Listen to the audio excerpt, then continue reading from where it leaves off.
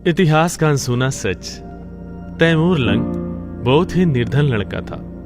वह किसी धनवान व्यक्ति की भेड़ बकरियां चराया करता था तथा सुबह शाम किसी लोहार के अहरण पर घन मारने का काम करता था। परिवार में केवल उसकी एक माँ थी। एक दिन दोपहर के समय जंगल में पेड़ की छांव में बैठकर वह भोजन कर रहा था, तब उसे परमात्मा के रूप में कबीर साहब जी राह चलते दिखाई दिए। तैमूर लंग ने साधु जानकर उनसे भोजन पाने का आग्रह किया तो महात्मा रूप में कबीर साहब जी ने कहा कि बच्चा, भूख तो लगी है, भोजन हम अवश्य करेंगे। तैमूर लंग ने कहा, महात्मा जी, अभी तो भोजन कर लिया है, थोड़ी देर पहले आ जाते तो आपको भी भोजन मिल जाता। परंतु कोई बात नहीं, मेरा घर यहाँ से बस थोड़ी ही दूर पर है। मैं घर जाकर अपनी माँ से भोजन बनवाकर लाता हूँ, तब तक आप मेरी बकरियों का ध्यान रखना। कहीं खो गई तो मालिक मुझे दंड देगा। कबीर साहब जी ने कहा कि ठीक है बच्चे, मैं तेरी बकरियों का ध्यान रखूंगा। तैमूर लंग घर जाकर माँ से भोजन बनवाया तथा माँ के साथ भोजन लेकर आया तथा कबीर साहब जी को परोसा गया। जब तक कबीर साहब जी भोजन कर रहे थे, तैमूर लंग की माँ ने प्रार्थना की कि महाराज जी, हम बहुत निर्धन हैं, कभी तो खाने को अन्न भी नहीं रहता। ऐसा उसने बार बार कहा। जब कबीर परमेश्वर जी भोजन कर कर उठे तो पास में बकरियों की बांधने की सांकल बेल पड़ी थी। उसे ही उठाकर तैमूर लंग की पीठ पर उन्होंने 7 बार मारी, फिर लात और मुक्के भी मारे। फिर कहा कि जा, मैंने तेरे बेटे को 7 पीढ़ी का राज दे दिया, और जो बाद में लात मुक्के मारे या फिर छोटे छोटे टुकड़ों में इसका साम्राज्य बट जाएगा। तैमूर लंग की माँ ने सोचा कि इस महात्मा के पास खाने के लिए रोटी तक नहीं है, तो 7 पीढ़ी का राज यह कहां से देगा। इतना सोच ही रही थी कि कबीर परमेश्वर अंतर ध्यान हो गए। तो तैमूर लंग और उसकी माँ ने सोचा कि जरूर यह कोई सिद्ध उक्त महात्मा थे, हमने इनके बारे में सोचकर गलत किया। कुछ दिन बाद कबीर परमेश्वर जी तैमूर लंग के सपने में आए और कहा कि जिस अहरण पर तू हथौड़ा मारता है, वह जगह तू अपने सेठ से मांग ले। तैमूर लंग ने कहा कि वह मुझे कैसे देगा, मेरे पास उसको देने के लिए पैसे नहीं है। परमेश्वर कबीर साहब जी ने कहा कि तू केवल उससे बात तो कर, बाकी का काम मेरा है। तैमूर लंग सुबह उठकर अपनी माँ से बताया कि माँ, मेरे सपने में आज वही महात्मा जी आए थे। तो उसकी माँ ने भी कहा कि बेटा, उन्होंने दर्शन तो मुझे भी दिए थे, लेकिन वो बोल क्या रहे थे यह मुझे याद नहीं। तैमूर लंग ने कहा कि माँ, मुझे सब याद है। सारी बात बताई। सवेरे उठकर तैमूर लंग ने उस लोहार से कहा कि भाई, यह जमीन आप मुझे दे दो, मैं अपना काम चला लूंगा। लोहार ने कहा कि भाई, यह जमीन मुझे बेचनी है, लेकिन तेरे पास पैसे नहीं है, तू मुझे कहां से देगा इसके पैसे। तैमूर लंग ने कहा, सेठ जी, आपका पूरा पैसा दे दूंगा, 6 महीने में आपके पैसे लौटा दूंगा। लोहार सेठ को पैसे की सख्त जरूरत थी, इसलिए अहरण वाले उस जमीन को तैमूर लंग को दे दी।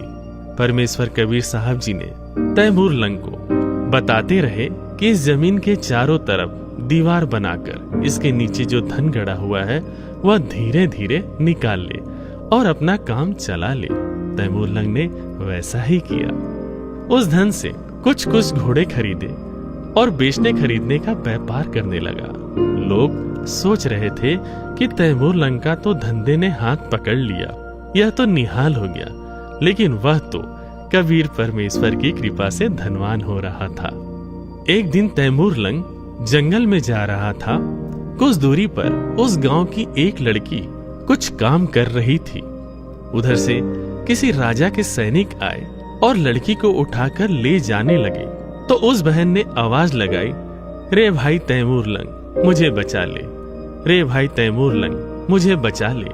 तैमूर लंग उस लड़की को बचाने के लिए राजा के सैनिकों से भिड़ गया लेकिन तैमूर लंग अकेला था। सैनिक 3-4 की संख्या में थे। तैमूर लंग को अधमरा करके पटक कर सैनिक लड़की को उठाकर लेके चले गए। जब उसे होश आया तो उसने सोचा कि इस राजा को सबक सिखाना ही है। उसने अपने जैसे ही कुछ गांव के युवा लड़कों को इकट्ठा कर उनको लड़ना सिखाया और बदले में उसको पैसे देने लगा, जिससे और युवा लड़के आकर उसका साथ देने लगे। उनको लड़ना सिखाया, हथियार बनाना सिखाया। ऐसे करते करते उसने अपने लिए एक बहुत बड़ी फौज बना ली। समय देखकर तैमूर लंग ने उस राजा पर हमला बोल दिया। राजा के सिपाहियों ने देखा कि उन पर हमला होने वाला है, तो राजा को जल्द सूचित किया गया। राजा का मुख्य सेनापति ने देखा कि उसके सामने लाखों की तादाद में सेना खड़ी है। सेनापति ने राजा से कहा कि महाराज, हमें आत्मसमर्पण करने में ही भलाई है। राजा ने तैमूर लंग के सामने आत्मसमर्पण कर दिया।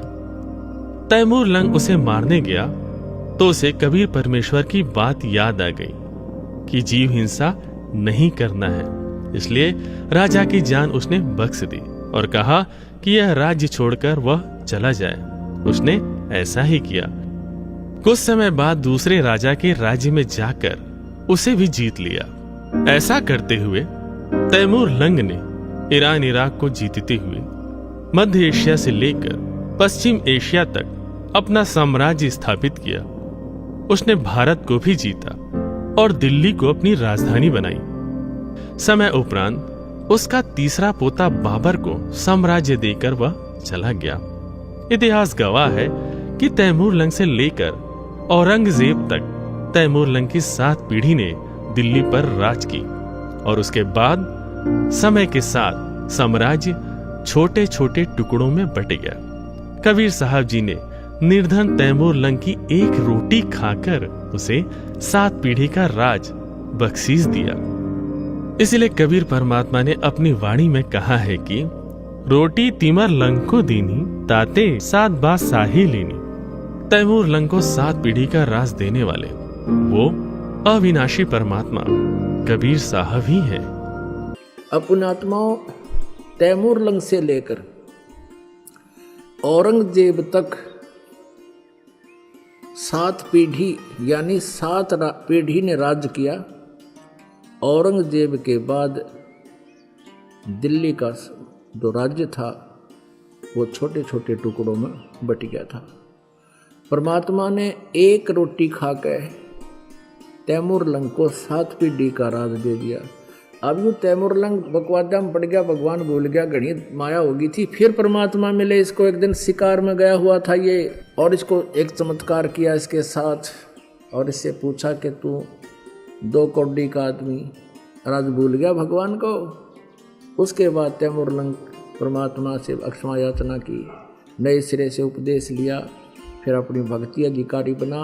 और अब कहते हैं जब देखो परमेश्वर कबीर देव जी ने एक रोटी तैमूर लंग को दीनी, ताते 7 बादशाही लीनी। एक रोटी खाकर 7 पीढ़ी का राज दे दिया। और श्री कृष्ण जी ने एक मुट्ठी चावल खाकर केवल एक मकान बनाया था सुदामा जी का। अपन आत्माओं, गीता जी अध्याय नंबर 2 के श्लोक नंबर 46 में कहा कि अर्जुन, जिस समय तुझे पूर्ण परमात्मा समर्थ भगवान की जानकारी हो जाएगी, उससे परिचित हो जाएगा, उस समय तेरी आस्था इस प्रकार रह जाएगी जैसे बहुत बड़े जलाशय की प्राप्ति के उपरांत छोटे जलाशय में जैसी श्रद्धा प्राणी की रह जाती।